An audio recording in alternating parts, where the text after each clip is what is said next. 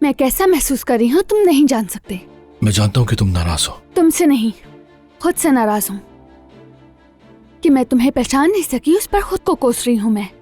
आयशा, मैंने वो कागजात तुम्हें नुकसान पहुंचाने के लिए इस्तेमाल नहीं किए और कभी ऐसा करने का सोचा भी नहीं मैंने। तो फिर क्यों किया? 1000 बार सोचूं तब भी मेरे जहन में किसी के लिए ऐसा कुछ नहीं आएगा। मेहमद, समझ नहीं आ रहा तुम इतने संगदिल कैसे हो गए। आयशा, मैं जानता हूं मैंने बहुत कुछ गलत किया है, लेकिन हम सब कुछ दोबारा शुरू कर सकते हैं अगर तुम मुझे माफ कर दो तो। नहीं कर सकती मेहमद, माफ नहीं कर सकती।